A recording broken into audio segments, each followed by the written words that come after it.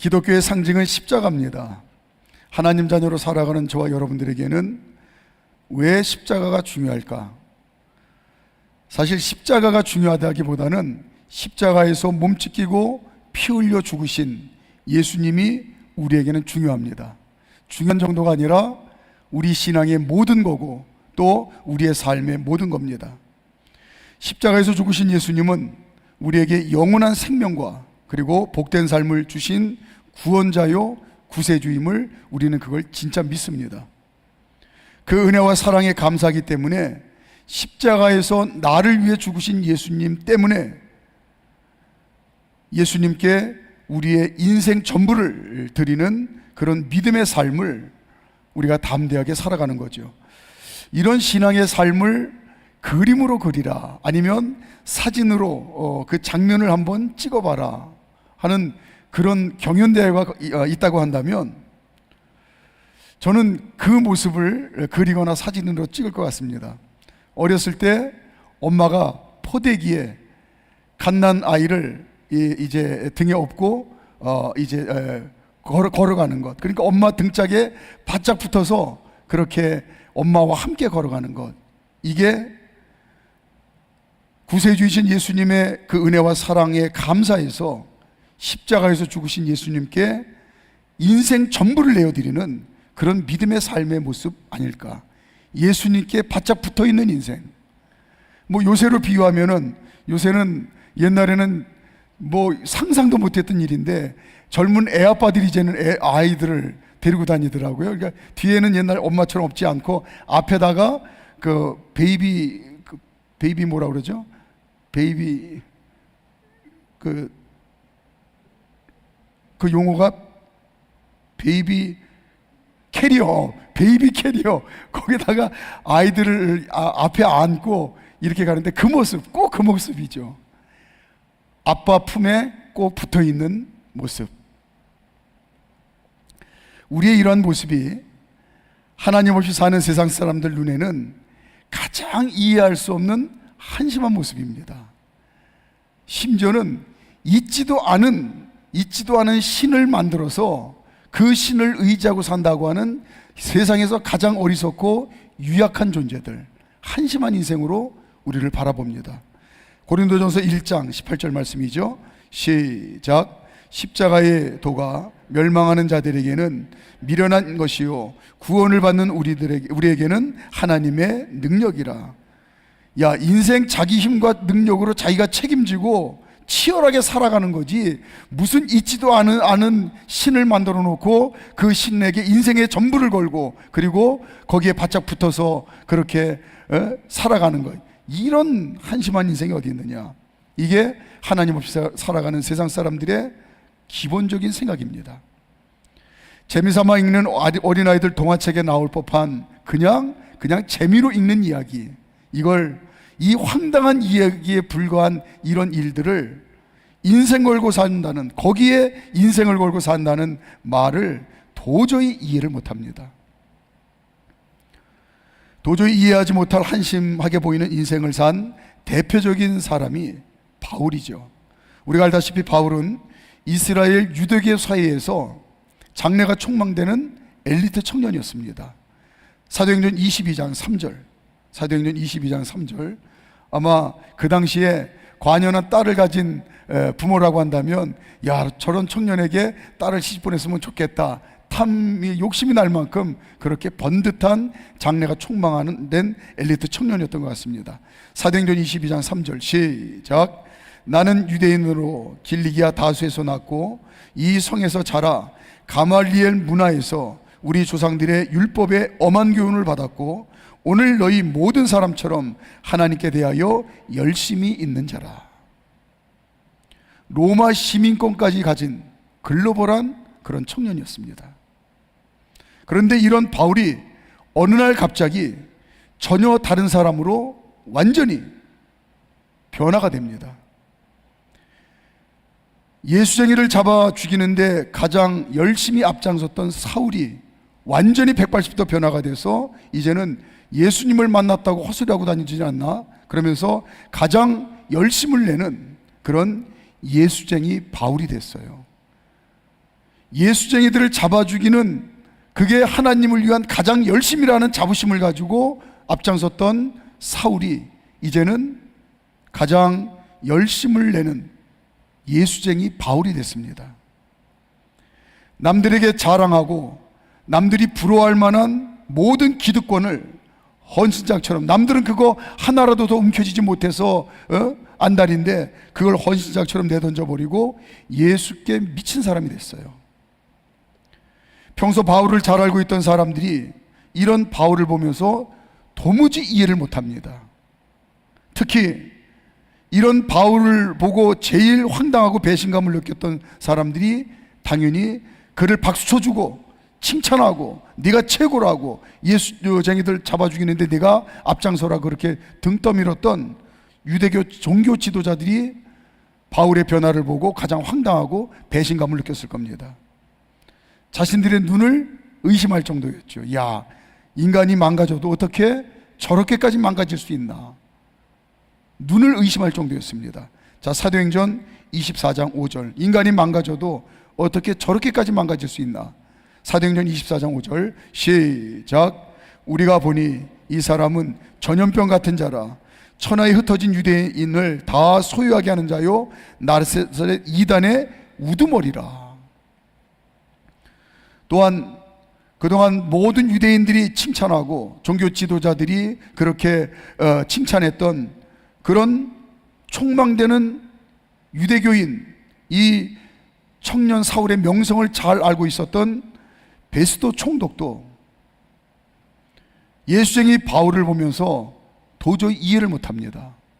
어떻게 내가 들은 그런 사울이 아니고 어떻게 사람이 저렇게 망가질 수 있나. 베스도 총독도 이해하지 못했어요. 사도행전 26장 24절 시작. 바울이 이같이 변명하며 베스도가 크게 소리내어 이르되, 바울아 네가 미쳤도다. 네 많은 학문이 너를 미치게 한다 하니. 오늘 본문에는 제가 왜 지금 서론에 이 말씀을 드리느냐면, 오늘 본문에는 자신들조차도 어떻게 내게 이런 일이 일어나지 도무지 이해하지 못하는 그런 사람들이 등장을 합니다. 이걸 오늘 잠깐 소개시켜 드리려고 해요. 오늘 이야기에 등장되는 사람들이 본인들조차도 내게 왜 이런 일이 일어나지 도대체 이해할 수가 없어요. 하나님께서 일하시는 곳에서는 인간의 생각이나 경험으로는 도저히 이해하지 못할 일들이 흔하게 일어난다라고 하는 하나님의 중요한 메시지가 오늘 본문 말씀에 담겨져 있다고 믿습니다. 하나님께서 일하시는 곳에서는, 또 하나님이 일하시기 시작하면 인간의 생각이나 경험으로는, 세상 이치로는 도저히 이해하지 못할 일들이 흔하게 일어난다. 오늘 첫 번째 이야기입니다. 사울과 다윗은 서로를 바라보며 이해를 못해요. 서로를 바라보며 이해를 못합니다. 먼저 사울은 다윗을 죽이려고 온통 다윗 하나에 그의 인생을 걸었어요. 저놈을 죽이지 않으면 내 인생은 끝장이다. 다윗을 죽이려고 혈안이 돼서 미쳐 날뜁니다. 그런데 다윗을 죽이려고 할 때마다 도저히 이해할 수 없는 일들이 벌어져요. 그러니까 다윗 하나 바라보고 내가 저놈은 반드시 죽인다고 하는 이제 왕이 결심을 하고 온 힘을 다해서 다윗을 쫓아다니는데, 다윗을 죽이려 할 때마다 도저히 이해할 수 없는 일들이 벌어져요. 첫째는 다윗이 장수니까 전쟁터에 자연스럽게 이제 내보냅니다. 공을 세워라. 그러면 내가 너를 보장하겠다. 내가 너를 높이 들어 쓰겠다. 심지어는 내가 너를 사위 삼겠다. 그런데 전쟁터에 내보내는데 함정을 파지요. 도저히 살 수 없는 그런 함정에, 그 적진에 이제 다윗을 보냅니다. 이건 뭐 백발백중 틀림없이 죽을 수밖에 없는 그런 상황에서 싸우게 만들어요. 적군에게 처참하게 패하고 분명히 죽을 수밖에 없는 상황인데 죽기는커녕 매번 승리해서 돌아옵니다. 승리도 그냥 승리가 아니라 멋지게 승리하고 돌아와요. 도저히 다윗을 볼 때마다 이해할 수 없습니다. 분명히 죽을 수밖에 없는 상황인데 어떻게 살아 돌아왔지? 살아 돌아온 게 문제가 아니라 어떻게 승리를 하고 돌아왔지? 멋진 승리를 하고 돌아왔지? 도저히 이해할 수가 없습니다. 코앞에서 수금 영주에 몰두해 있는 다윗에게 사울이 기회는 이때다 하고 온 신경을 집중해서 창을 던집니다. 안 맞는 게 기적이에요. 그런데 단창이 빗나갑니다. 도저히 이해할 수가 없어요. 어떻게 이 지근거리에서 내가 정조준에서 온 힘을 다해서 단창을 던졌는데 어떻게 이 단창이 빗나가지? 도저히 이해할 수가 없습니다. 믿었던 딸 미갈이 덜렁덜렁하기에는 해도 끔찍이 사랑하고 아꼈던 애지중지했던 딸이 아버지 사울을 결정적인 순간에 배신하고 다윗 편을 듭니다. 확실하게 죽일 수 있는 그런 절호의 기회였는데 미갈이 다윗을 살립니다. 도저히 이해할 수가 없어요.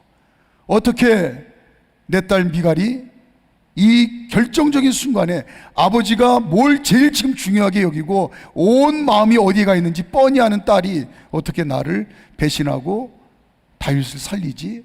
이해할래야 도저히 이해할 수가 없습니다.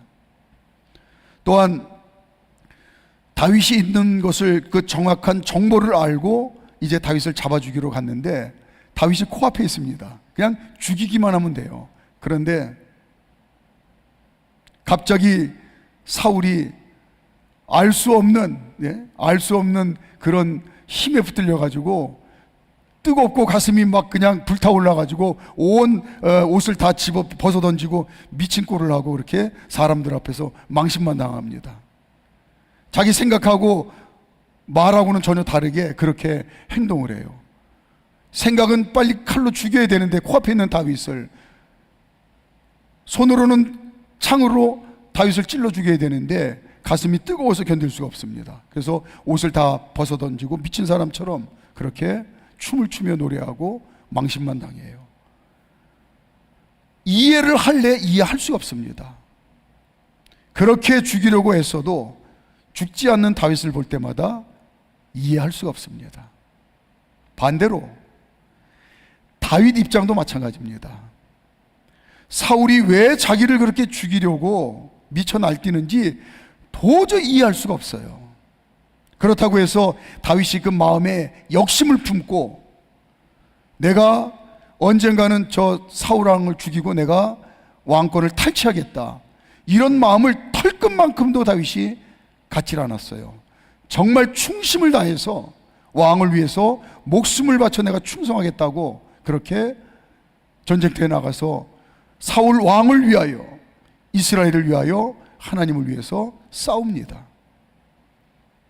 그런데 그런 자기를 왜 죽이려고 하는지 이해할 수가 없어요.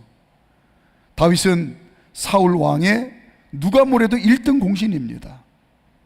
그 블레셋의 수많은 공격으로부터 하나님의 능력을 힘입어 다윗이 사울 왕을 지키고 그리고 이스라엘을 지켜냈습니다.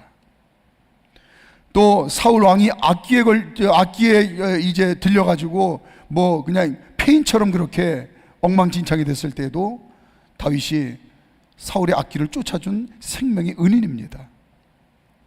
다윗은 사울의 사위입니다.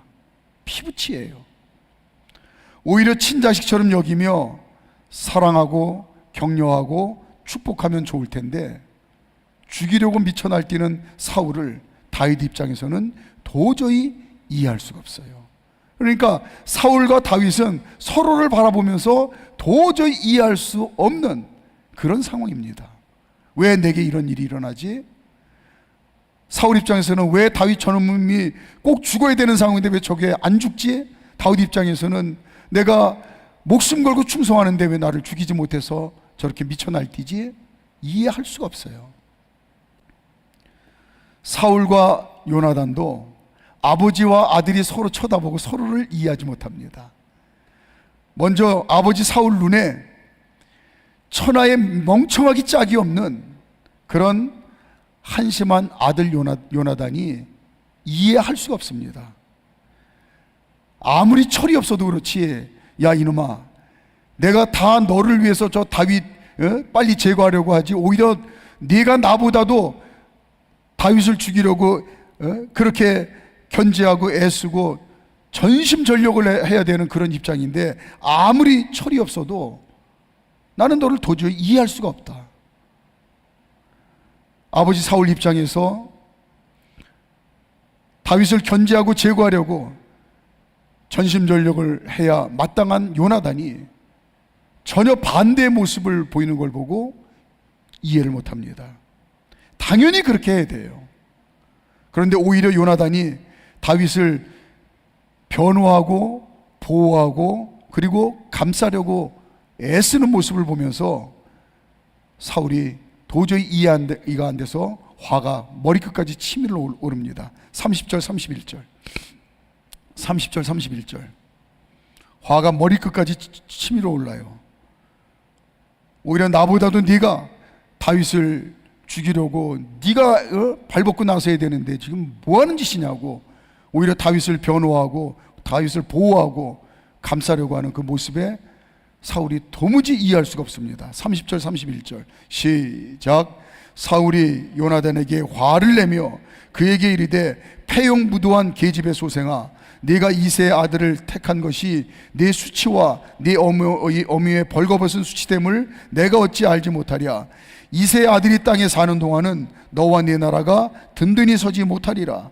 그런즉 이제 사람을 보내어 그를 내게로 끌어오라. 그는 죽어야 할 자이니라 한지라.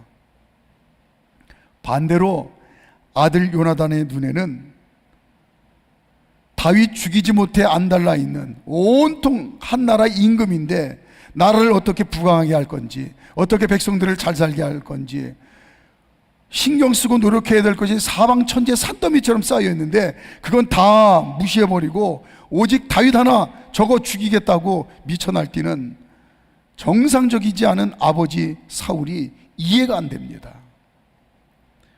반대로 다윗은 누가 봐도 그 공로를 높이 치하하고, 왕으로서 그 공로를 높이 치하하고 앞으로 더욱 네가 나를 위해서 충성하는 충신이 되기를 바란다. 또 나라와 백성을 위해서, 하나님을 위해서 네가 목숨 걸고 더 열심히 싸워주기 바란다. 그 공을 높이 치하하며 격려하고 그리고 또 그의 진가를 마음껏 발휘할 수 있도록 자리를 펴주는 게 마땅한데, 반대로 죽이지 못해서 그렇게 미쳐 날뛰는 아버지가 요나단의 눈에는 도무지 이해가 안 됩니다. 32절 시작. 요나단이 그의 아버지 사울에게 대답하여 이르되 그가 죽을 일이 무엇이니까? 무엇을 행하였나이까? 마지막으로 세 번째, 요나단과 다윗이 서로를 보면서 또 함께 있으면 이번에는 스스로를 바라볼 때 이해가 안 돼요. 요나단과 다윗이 함께 있으면 스스로를 되돌아볼 때 본인이 이해가 안 되는 거예요. 내가 왜 이러지? 내가 왜 이러지? 무슨 얘기냐면, 요나단이 다윗과 함께 있을 때에 요나단이 바보입니까? 천만의 말씀이요. 제가 늘 기회 있을 때마다 말씀드리지만 저는 자신 있게 얘기할 수 있습니다. 이 세상 모든 사람들은 다 제일 똑똑해요. 나만 똑똑하다고 생각하는 건 천하의 바보입니다. 그러니까 요나단이 바보가 아니에요. 다윗이 함께 있을 때에 요나단이 왜 본인 스스로, 다윗하고만 함께 있으면 왜 본인 스스로가 이해가 안 되냐면, 왜 다윗이 이렇게 사랑스러운 마음이, 다윗이 이렇게 귀하게 보이는 마음이 내 마음속에 불일듯 일어나지 본인 스스로가 본인이 이해가 안 되는 겁니다. 아버지 사울의 말처럼 요나단이 바보가 아니라니까요. 그는 누구보다도 상식적이고 왕궁에서 누구보다도 세상 이치를 좋은 스승들로부터 잘 배우고 있는, 이성적으로도 지식적으로도 탁월한 그런 사람이에요. 아버지 사울의 말처럼 상식적으로나 세상 이치로나 가장 요나단 입장에서 사랑하지 못할 대상이 그게 사울이라는 걸 어찌 요나단이 모르겠습니까? 그런데 다윗을 볼 때마다 미워하고 싶어도, 죽이고 싶어도, 작심을 해도 그런 마음은 먼지 티끌 만큼 생기지 않고 더욱 사랑스럽고 존귀하게 여기고, 심지어는 나는 잘한다, 네가 내 아버지 뒤를 이어서 왕이 될 사람이다, 본인 입에서 나오지 말아야 될 말까지 이렇게 다윗을 존귀하게 여기는 마음이 진심으로 부릴듯 일어나는 게 요나단 자신 입장에서 본인이 이해가 안 되는 겁니다. 다윗도 마찬가지죠. 다윗도 바보가 아니라니까요. 무슨 얘기냐면 다윗 입장에서 사울 왕보다도 더 경계하고 의심해야 될 사람은 요나단입니다. 다윗이 바보가 아니라니까요. 지금 이 이스라엘 땅에서 다윗이 가장 경계하고 의심하고 조심해야 될 사람이 요나단이에요. 요나단이 자신의 왕위 계승을 위해서 가장 큰 위험 요소와 걸림돌로 그렇게 이제 경계할 대상이 다윗 자신이라는 걸 다윗이 잘 압니다. 요나단이 겉으로는 지금 잘해주는 것 같지만 나를 가장 위협적인 요소임을 알고 제거하기 위해서 함정 파서 나를 죽이려고 한다, 얼마든지 의심해야 되는 그런 상황입니다. 그런데 다윗이 의심해야지, 저거 진짜가 아닐 거야, 저거 진심이 아닐 거야, 요나단이 바보가 아닌데 나를 죽여야 자기가 왕이 될 텐데 지금 나한테 잘해주는 거는 지금 함정을 파서 한 방에 날려버리려고, 내가 그래도 전쟁터에 나가서 공을 세우고 그래도 좀 제법 싸울 줄 아니까 나를 경계해서 결정적인 순간에 한 방에 보내려고 지금 함정을 파는 거야. 의심해야지, 의심해야지. 이 마음을 가지려고 결심을 해도 요나단과 함께 있으면 털끝만큼도 의심이 생기는 게 아니고 뼛속까지 진심으로 요나단이 믿음직스러운 겁니다. 조금 더 의심 없이 요나단을 믿고 의지하게 되는 거예요. 요나단과 같이 있으면 다윗이 본인 스스로가 이해할 수가 없습니다. 내게 왜 이런 마음이 들지? 왜 요나단이 진짜 믿어지지? 왜 내가 요나단을 진심으로 의지하지? 왜 내 속내까지, 뱃속에 있는 모든 걸 다 드러내놓고 내가 요나단을 의지하지? 상식적으로나 세상 이치로는 다윗이 요나단을 신뢰하는 건 가장 위험천만하기 짝이 없는 어리석은 일입니다. 한 방에 날아갈 수 있는 그런 위험천만한 일입니다. 어찌 다윗이 이것을 모르겠습니까? 그런데 가장 믿지 못하고 또 가장 믿어서도 안 되는 요나단과 함께 있으면 가장 믿어지고 의지하게 되는 게, 이게 다윗 자신도 이해가 안 되는 거예요. 말씀을 정리합니다. 찬양단 준비해 주시고요. 우리는 세상이 뭐라고 조롱하든지 굳센 믿음을 가지고 우리는 이 신앙의 길을 걸어가는 사람들입니다. 세상이 도무지 이해할 수 없는 사람들로 우리를 살아가는 걸 우리는 그 시선 때문에 털끝만큼도 흔들리지 않아요. 하나님 자녀답게 하나님 뜻에 순종하는 삶을 살려면 내 생각과 내 판단으로는 도저히 이해할 수 없는 일들을 우리가 받아들여야 될 일들이 수도 없이 많이 일어납니다. 이게 우리가 걸어가는 믿음의 길이에요. 그것이 연약함과 허물이 많은 하나님 자녀들을 복된 삶, 승리의 삶으로 인도하고 그걸 누리며 살게 하려는 열심히 일하시는 하나님의 방법 중에 하나라는 사실을 우리에게 가르쳐주고 계십니다. 너는 네가 생각하고 네가 판단하고 네가 결정하는 대로 내가 이제 그렇게 너를 안전하게 인도하기를 원하지만 나는 너희의 길의 처음과 끝을 다 알아. 너는 그렇게 생각하고 판단하고 그 길로 가는 것이, 그것이 결국은 복된 삶, 승리의 삶인 것 같지만 네 인생의 끝을 아는 내가 너를 인도한단다. 그러나 때로는 도저히 이해할 수 없는 길로 내가 너를 인도할 때가 많아. 끝까지 나를 신뢰해. 이해보다는 믿음이 앞서는 신앙생활을 오늘 이 시간 더 잘할 수 있도록, 지금까지 그렇게 하려고 최선을 다해서 노력했지만 하나님, 이해보다는 이해돼서 내가 하나님 뜻에 순종합니다, 이게 아니고 신뢰하고 믿음으로 제가 성령님의 인도하심을 따라서 이 신앙의 길을 걸어가겠습니다. 도무지 이해가 안 되지만 이 믿음의 길을 더 잘 담대하게 걸어갈 수 있게 해달라고 이 시간 간절히 기도했으면 좋겠습니다.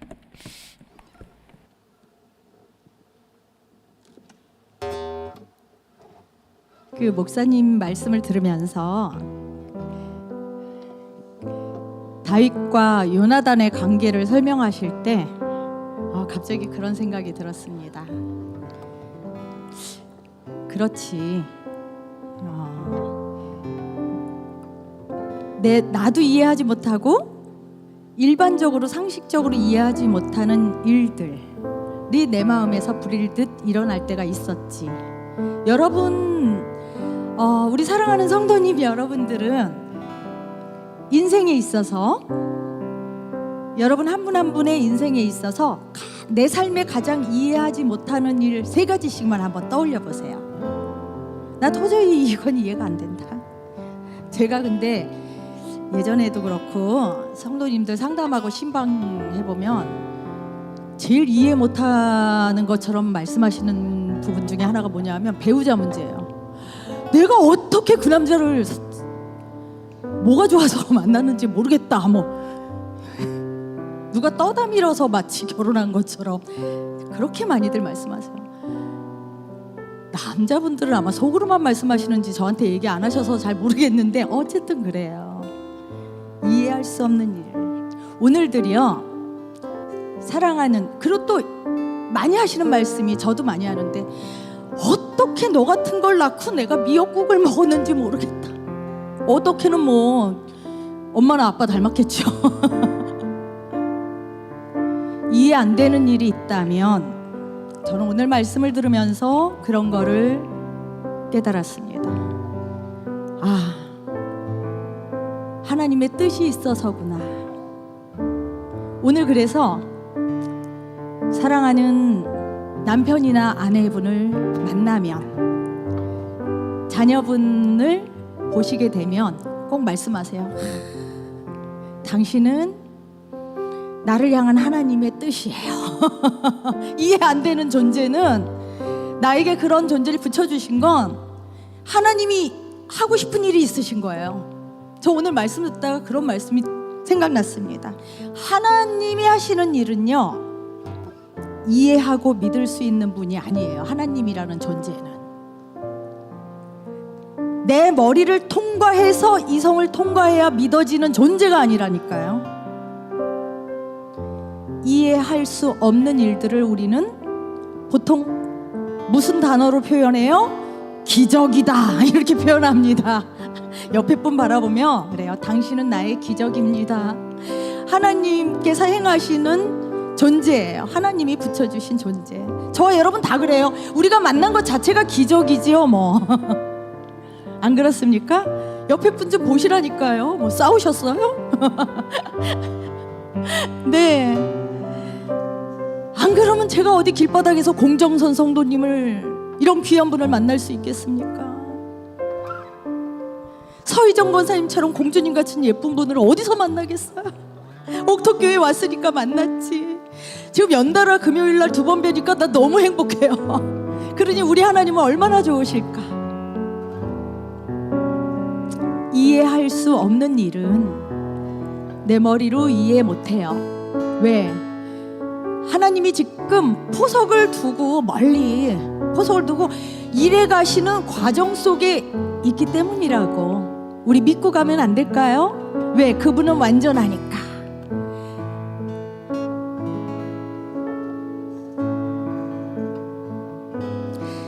하나님이 물으실 것 같아요. 네 방법으로 할래? 내 방법으로 할래? 저는 너무 똑똑합니다. 저는 너무 의견이 많습니다. 저는 너무 완벽합니다. 이럴 존재는 하나님 앞에 없습니다. 우린 너무 연약합니다. 그래서 작은 것 하나에도 아파하고 쓰러지고 넘어집니다. 주님의 뜻을 이루며 살기엔 너무 부족합니다. 연약합니다. 우리 주님 앞에 고백한다면 아이고 내 새끼 그래 내가 네 아버지잖아. 그 음성이 오늘 밤 들려지셨으면 좋겠습니다. 나에게. 옆에 분에게 아무리 그렇게 들려줘도 소용없어요. 한번 따라해 보실게요. 나에게 주시는 주님의 마음이 느껴져서, 그래요 주님, 제가 이해돼서 주님을 신뢰하는 게 아니라 주님을 신뢰하기 때문에 주님께서 완전하신 주님이 앞서 일하실 때에 저는 그저 순종하며 가는데 큰 담이었던 것 같은데 주님이 지나가시니까 길이 되네요. 고백하는 저와 여러분의 삶이 되기를 축복합니다. 주는 완전합니다.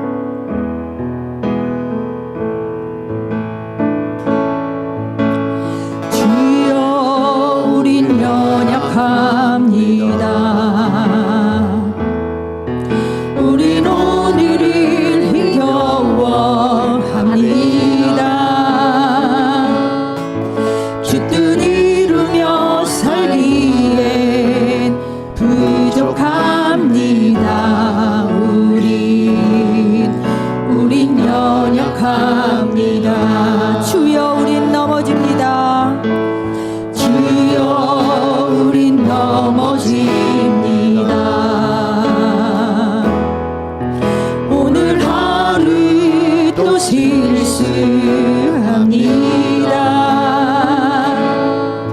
주의 긍휼을 구하는 죄인입니다. 우리 주만 바라봅니다. 다시 한번 고백합니다. 주여 우린 연약합니다. 주여 우린 연약합니다. 우린 오늘을 힘겨워합니다. 주 뜻 이루며 살기에 부족합니다. 우린 연약합니다.